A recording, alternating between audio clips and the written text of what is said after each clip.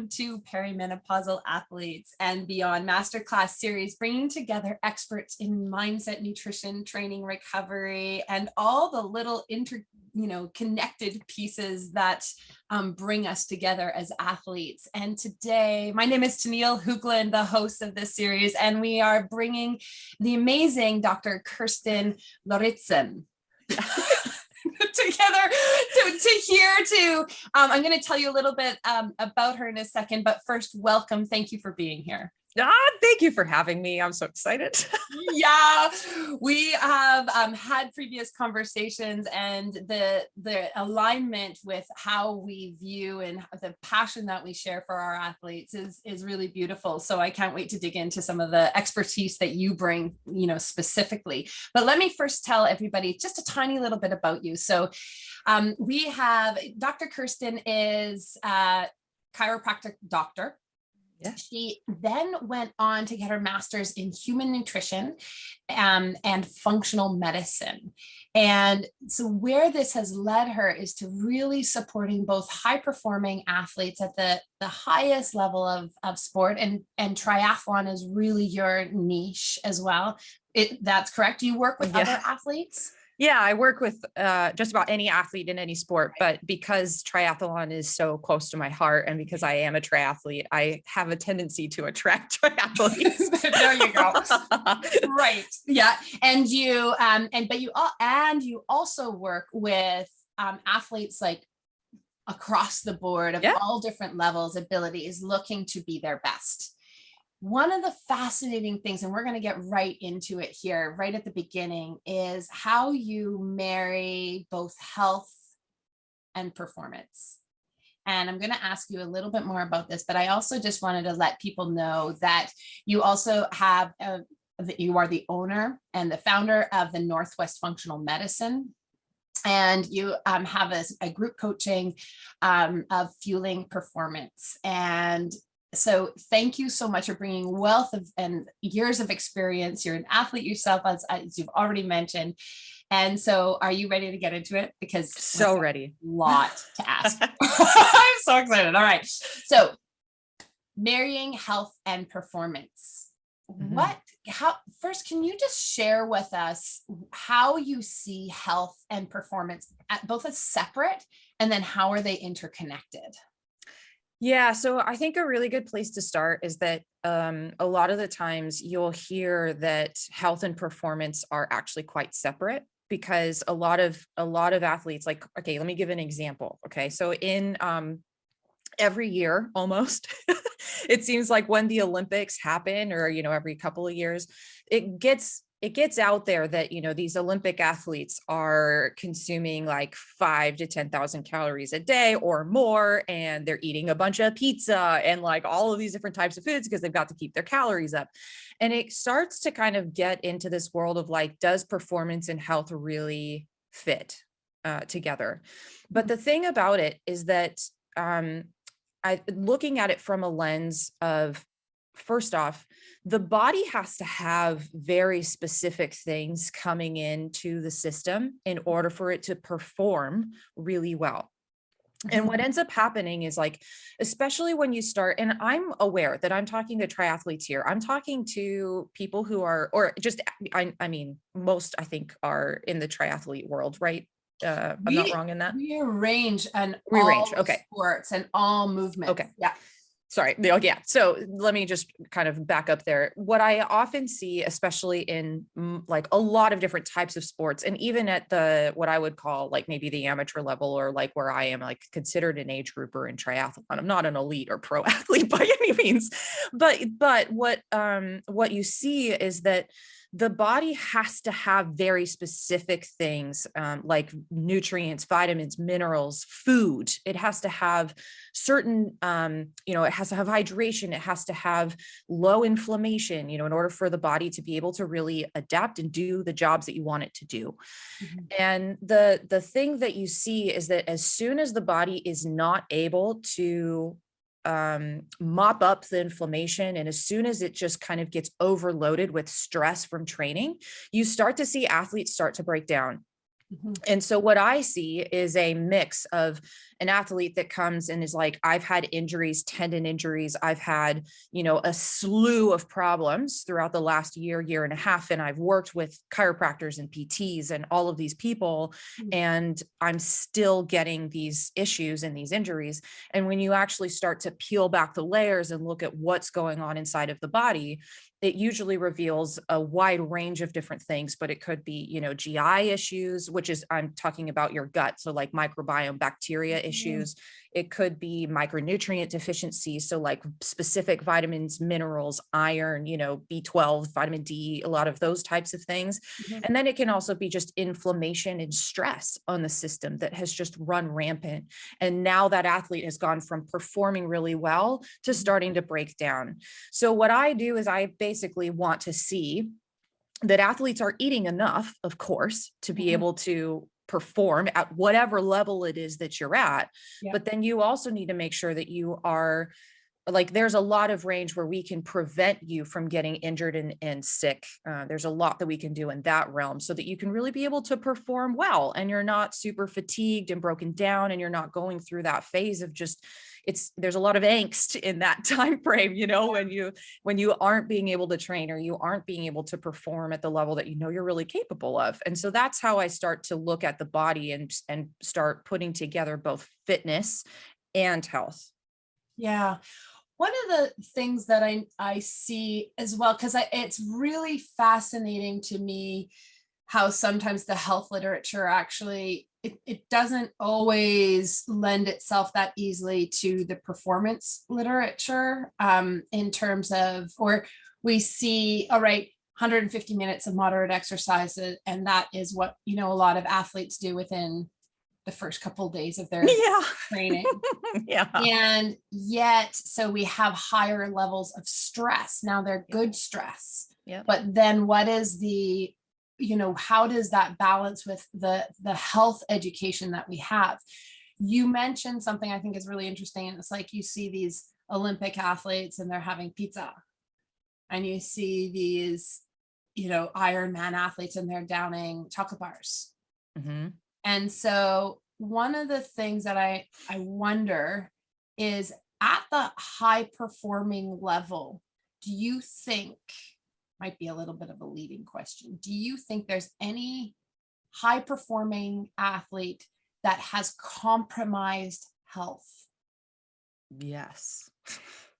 Okay. Yeah. And the only reason I say that is because, if you start to look at, and actually, I think I have an example coming up later, but if you start to look at athletes that perform at a high level, they can only really do that for so long. It's common. I mean, I want you to kind of like think back about like all the athletes that you've seen, throughout decades of time. They have a period of time where they do very well, and then they start to like disappear. Some of them, not all of them, but that you start to hear like, oh, so-and-so got injured, or, oh, so-and-so has autoimmune. They took a year off. Like I was watching a BMX biker just the other day, and it was actually like, I think last year or the year before, and they took an entire year off because they had to work on autoimmune disease. There are a lot of cases where there is a sacrifice of health for performance.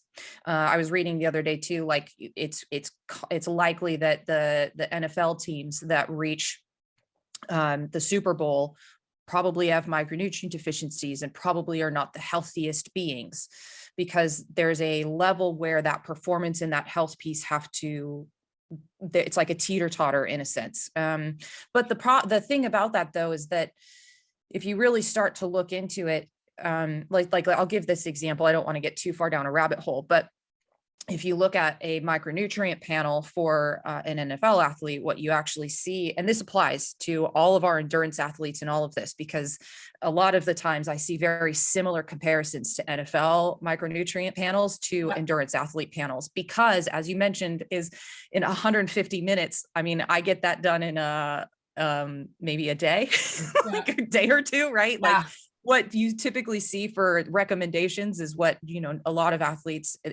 that are training for something, marathons, 5Ks, 10Ks, whatever level you're at. But you see a lot of comparisons between the two. But what you see as a football player goes through their season is like for like vitamin C is one of the things that drops. But what we've found is that if they go into an injury, vitamin C deficient, and then end up having to have surgery, their surgical, like their recovery outcomes are actually a lot longer.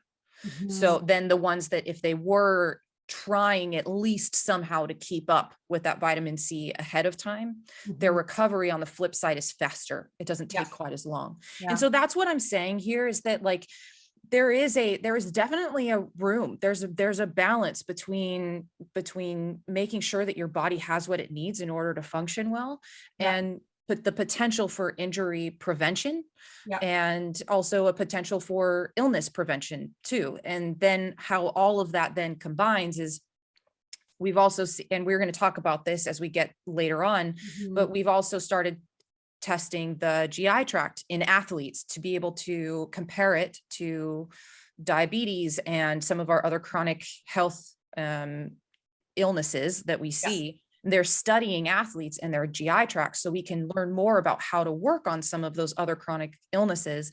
And, you know, the things that we've found is that, you know, the GI tract can actually promote very good performance. So again, if we're eating a lot of like candy bars or high sugar foods and we're not balancing it with a lot of foods outside of your training that have a lot of gut supportive things and also a lot of micronutrients, we run the risk of kind of teetering too far onto that unhealthy side of it. And that's when we start to see a lot of the chronic complaints and pains and aches and injuries and things like that start to pop up. Right. Okay. So I'm going to hold that point there because I really want to get into that point, but I want to come back to one other question that I have for you. So when we see high performing athletes and they make it to the top of the podium, for example, I would love, and you can't actually do this because it would not be ethical, but I wish that had those athletes actually not been already digging themselves into a hole to see what they could actually do. And that's where I want to, like, this is just like this little sidebar here, but I want to start changing our story. Yeah, I do too. I want to start changing. Like this is, I know we're so aligned in this, is like, I think that we can have high performing athletes that don't have to fall off. Yeah. And this is the whole, like, we are going to keep talking about this with you, but like that I think we have so much more potential and we can, and this comes into this idea of longevity. And I had the good fortune of interviewing Heather Wertel last year. And she is, for me, I wanted to really talk to her because she is this athlete that just kept showing up. And I laughed at her when she came into the interview. I'm just like, you're the most boring athlete. You never had a comeback story. You never had to come back from anything. She's like, well, I know how to sleep. I was like, this was it. She knew how to sleep really well. And she never had an issue with food. She always, it was just something she did. Well, she didn't have injuries. And she was at the top of her game every time she raced.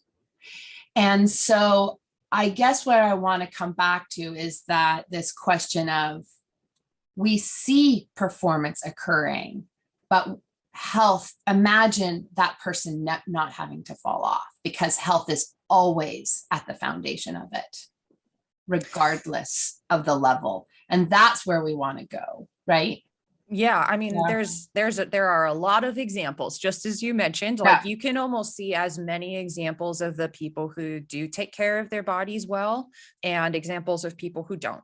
Yeah. And there's just as many examples of success and also just, as far as being just very healthy and also keeping up with sleep and keeping up with the things that actually take care of this machine that helps you accomplish the things you want to do.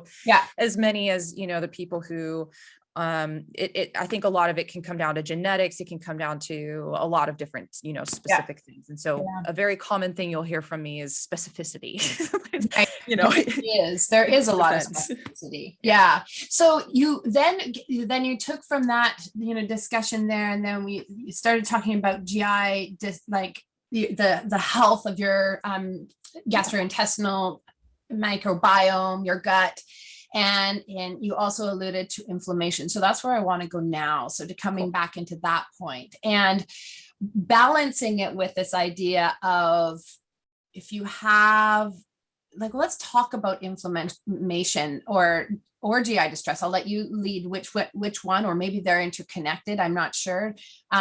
But when we have too much sugar, does that affect things? What are we looking for in having this really healthy microbiome or trying to reduce inflammation?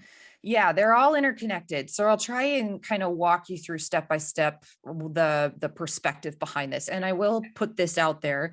There are a lot of studies still being done on the GI tract, and it's almost like a new frontier in a sense. We really don't know a whole lot about the GI tract, but what we do know is what I'll share today. So one of the things, first off, about the GI tract, what I'm talking about here is the digestive system pretty much in and of itself, but it is its own thing. Like it's, it's kind of like we think about the cardiovascular system. We know that to be like the heart and your arteries and your veins, and like all of that piece.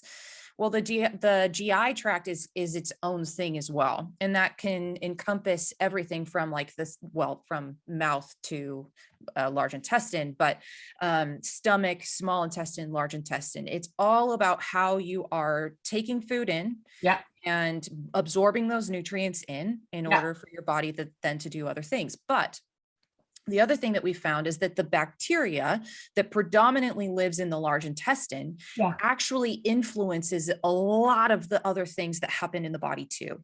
I'll give you an example. There's a lot of genetic basically components from the bacteria that live in the gut that are a lot more genetic material, I guess, than the genetics that we have. So what that means, and what I'm saying there, is that you can, by just influencing your GI tract in that bacteria, you can potentially resist fatigue in your races just by having more and healthier bacteria. Can influence the amount of oxygen that gets to your muscles. You can influence the health of your joints by making sure that there's the right type of bacteria in your gut and that it's not filled with something that we would call an endotoxin that's then flaring up your immune system and then causing inflammation. Again, all of that is connected and can be connected to the GI tract, as well as the different types of bacteria can influence your mitochondria, which are these energy producing organelles inside of your cell. Okay. Each individual cell has mitochondria. They're powerhouses. Exactly. I don't want to get too sciencey, go for it. But we have studies that have literally shown in athletes that your GI tract and that bacteria can directly influence all of those systems. So it's a very, very interesting place to be. And especially for athletes, one of the things that you're trying to do is in some ways create inflammation and a little bit of stress and then mop it up yourself, and then create a little bit of inflammation from your training and stress and then mop it up. And you're just kind of taking this stair step all the way up of this, trying to manage a little bit of that inflammation. But here's where that GI tract can start to influence that inflammation. So if you are consuming a lot of foods, for example, like I don't want to get too in the weeds on gluten, but if you are eating a lot of foods that are inflammatory, this can be very specific to the person again. So this is where, like, if I say everybody shouldn't eat gluten because it doesn't work well for me, that doesn't really work for everybody. Or like if red bell peppers were something that doesn't work well for me, then me saying to everybody that they shouldn't eat red bell peppers is just not a thing. This is a super specific thing for a person. And there's a lot of room to be very aware of how your body is responding to foods.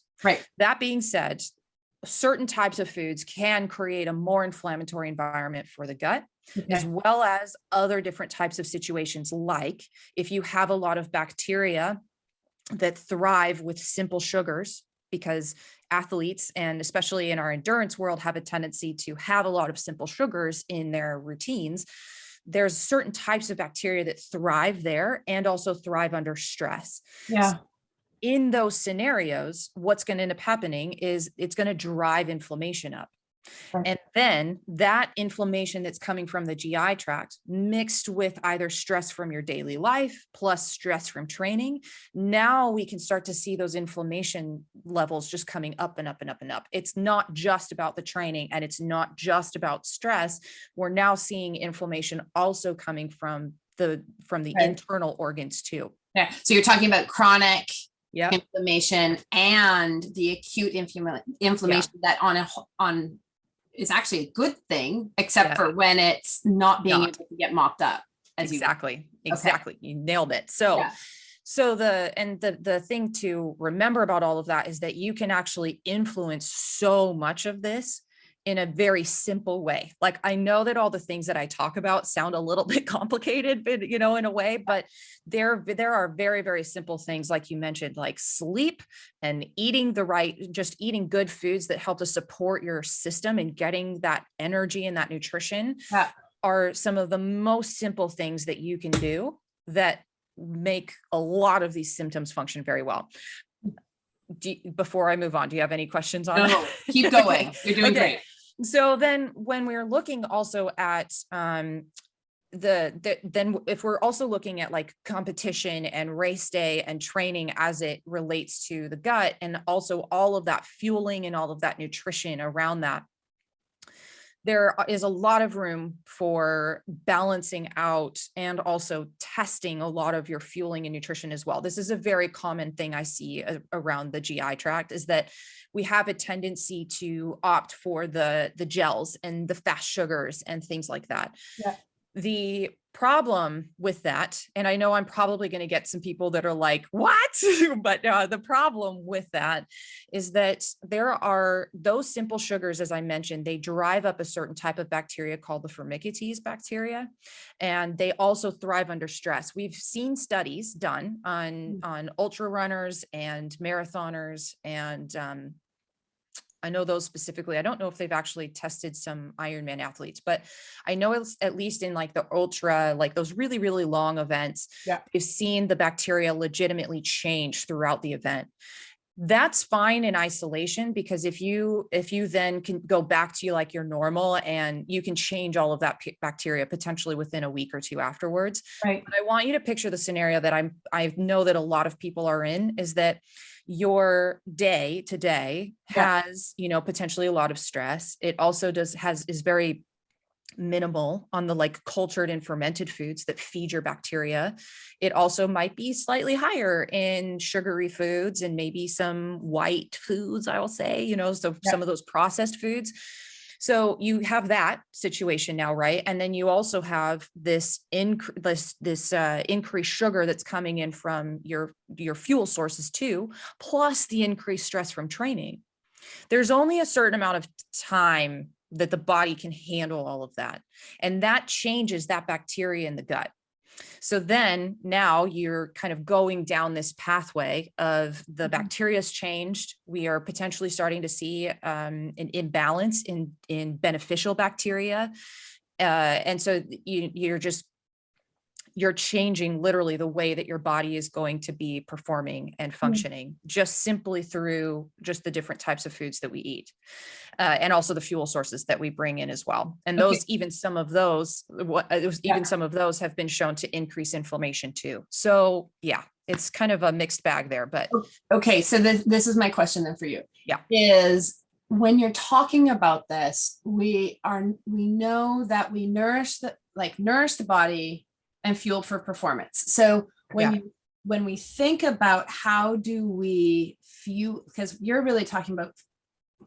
talking about again, this health, this bringing the health and the performance together. So when do we overdo it on the sugars? Because we want the sugar for the performance. We want especially as female athletes, when we don't have the readily, it's not as accessible always. We need to ingest it. And sometimes right before for the fueling, for our performance. Is it that we can go into this danger zone, let's just say danger zone of inflammation, if we're overdoing it? Is that what it, or it doesn't even matter? It's just the consistency of always having the sugar, so like if we're using it, is there any problem? I guess that's my question. If we're using it, is there any problem? Because we need it. Yeah, let me break that down a little bit. So to put it into perspective. Okay. So what I find a lot with nutrition and fueling for athletes, and particularly for female athletes, is that what we actually need to be doing is looking at the week as a whole and then looking at the month as a whole, because I know we're talking to perimenopause and postmenopause. So things are shifting and changing, right? Right.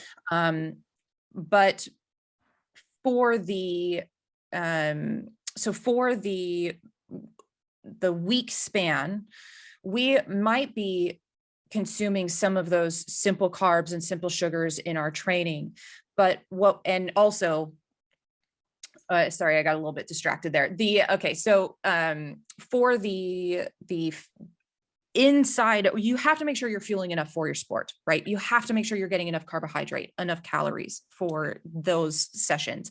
And I'm not saying not to do that, but how we do that can be greatly impacted. It can greatly impact, our performance, but also our health. So for example, your gels, your candies, those like simple sugars. I have a tendency to like to see athletes be able to just push those towards the end of the race and try to focus on maybe your whole food sources towards the beginning of a race or a long training session, like a 2 to 3 hour run or bike ride, out on the weekend. And the reason I say that is because those whole food sources give you a bit of protein, they give you a bit of fat, and they can give you those carbohydrates too. And it's that balance that helps with your hormones. It helps you with recovery. It helps to actually getting that protein in, helps to reduce that inflammation in the GI tract as you go through. There's a lot of reasons for not just focusing on the carbs, but focusing on all of the macronutrients in that sense for fueling alone. So, but then outside of that, looking at the day and the week, what we want to see is a lot of different types of, we can still, be consuming a lot of the rices and the sweet potatoes and the potatoes and all of those things, because carbohydrates are good. We do need them. And they do shift. I will say that they do shift, between perimenopause to postmenopause. And there are some changes that do need to happen there in that phase. However, there's still a need for that protein and those really dense, like really good fiber. And this will vary too. Some people can handle more fiber than others, but your veggies and your fruits and your good fats and good solid protein, also your fermented foods, lots of wide variety of different types of foods and colors, and your yogurts and cultured foods, all of those and that wide variety of those whole grains and all of that is in the day and in the week is what can balance out some of those simple sugars that we might be having on our race day or in our training. Does that answer that question?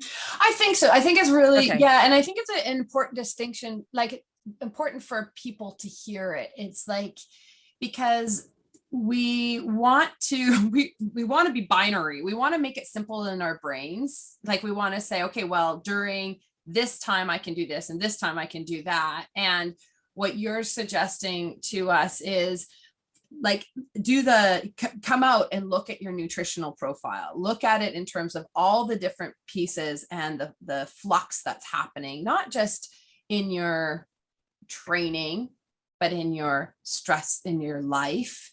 And then in perimenopause, because those shifts are really, happening all the time. And then let's see how we're using the simple. Are you actually using it? Is it targeted? Is it for the purpose? And I do love it to think about one quick question about the protein, because it used to be in some of the last research that I was reading on if we're having a little bit of protein during our endurance event, this is a good thing, not because we're actually using it as a fuel source, but because it helps us recover. So that's one thing. Oh yeah. But you're adding this other element that it's not just for the supporting your body to get that head start on the recovery. You're also talking about it in terms of an inflammation and a contribution. So again, we keep on hearing just again and again and again is this idea of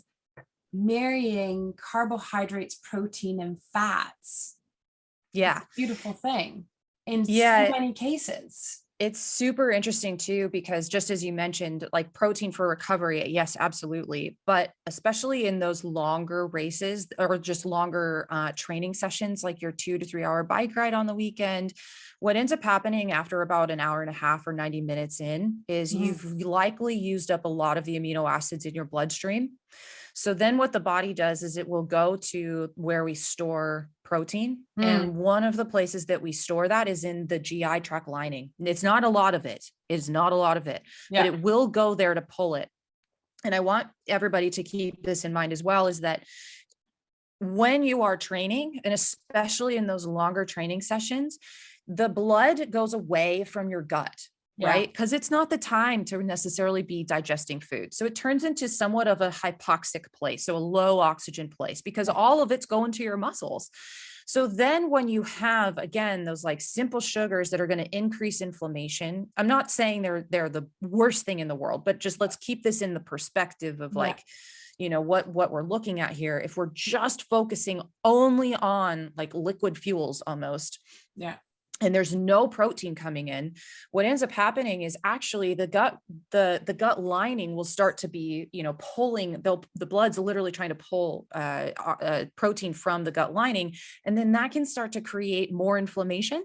And then that can also start to create a little bit more of what we call leaky gut or intestinal permeability. And then what happens there, and this is again tying back to that performance in the health piece here, what happens there is that now when that gut gets a bit leaky, then we don't get to absorb and digest our protein, fats, and carbs as well. So our fuel sources get less and less effective the later we get into a race or the later we get into training. So again, part of the reason why we want to make sure that some of these mixed varieties of different types of macronutrients are coming into our body is because these things are physiologically happening inside the body as you're going throughout those longer training sessions and those longer race days. So if you mitigate some of that, you now have more effective fueling and more energy that helps you get to the end of the race, not feeling broken down and fatigued. You're actually feeling like you could potentially go for hours longer. And that is like quite literally what I do. Like that's my focus, is helping people feel really strong all the way to the end of the race, but also feeling really strong and healthy as they get to race day, not necessarily broken down and fatigued. Okay, I have to tap into that. So what are some of the, you know, fatigue is a big thing.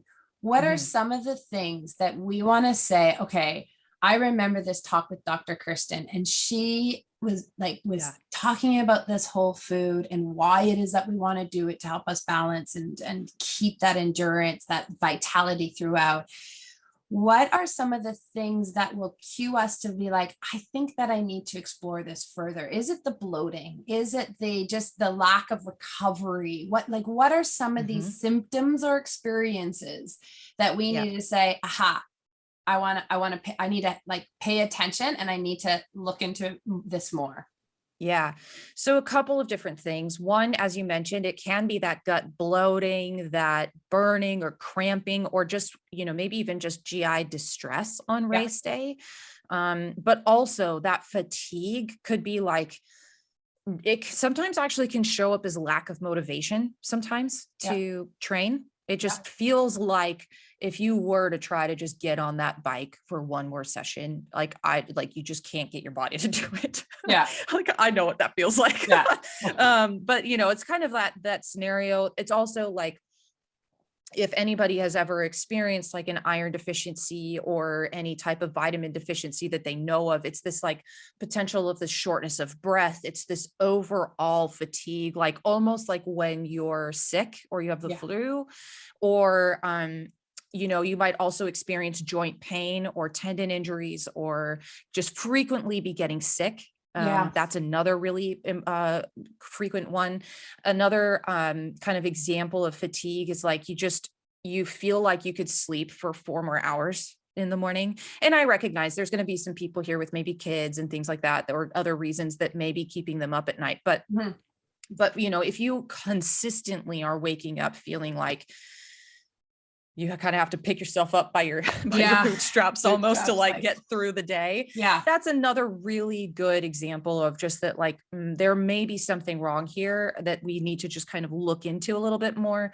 Another one could be hormone imbalances that are consistently not being dealt with, or even that, as you mentioned, that delayed onset muscle soreness, where it's, you know, you are very sore for like 3 to 4 days and it's a consistent problem. Like it's something that happens all the time. That lack of recovery, in a sense, is another really good example of fatigue. And I'll say the last one is, if you see like all you're gaining performance and you're like getting stronger, getting faster, you're seeing all of that improvement, and then all of a sudden it plateaus. And then it just isn't going anywhere. And then maybe you also start to experience some of those symptoms I just mentioned, and it's starting to tip off the edge and you're actually starting to see a decline in performance. Those situations right there are a really good example that fatigue is starting to set in. So there's a lot of different symptoms in there, and that's going to encompass a lot of different people. I think a lot of different things in there, but that's what I mean by like that fit and fatigued athlete. Yeah, no, so brilliant. You've given us so much to think about, and just how we put things together and how we can really zoom out and say, okay, well, how is it that I'm doing this nutrition thing is really like, it's key. This thing. We get as athletes, we get so much into the doing of the sport and focusing in on, you know, how many miles, how many, you know, how fast did I go? And it can be, how fast could I go if I ensure that I'm doing what I need to do on the nutritional front. It's a beautiful thing. All right. I have one more question for you. And that is, we were alluding to it earlier, and it's this idea of, was there one moment in time that you can remember, or this, or, you know, maybe it goes over a little bit more time than just one moment, but bring us to a space in which you said, I know what my calling is. I need to do this work. Okay. So I do have a moment. I want you to picture this with me. Okay. So I was sitting in my living room, and it's kind of this, there was a yellow wall on my left, which I hated. We all have that. There was this yellow wall, and it very, very, very high ceilings. And this living room kind of space was also, I had a staircase off to my right, and my front door was there. And I had this wide desk sitting in front of me that kind of went from one side of the room and took a corner. It was an L desk, and then went to the other side. It was massive. And my husband and I would both sit there working on our projects and things. And I was sitting in this kind of like bamboo-ish type chair, and I had this white shaggy rug in front of me. It was a very nice place to be. But I remember watching and I had just finished my master's in human nutrition and functional medicine. So I was already starting to kind of work with people, and I was trying to figure out like what I wanted to do, but I had focused on my master's on athletes specifically. Right. And that was like and I just finished my, or I was maybe also right in the middle of my capstone, which was all about what different types of nutrients can delay our adaptation to exercise. So, you know, I was already there. Right. Yeah.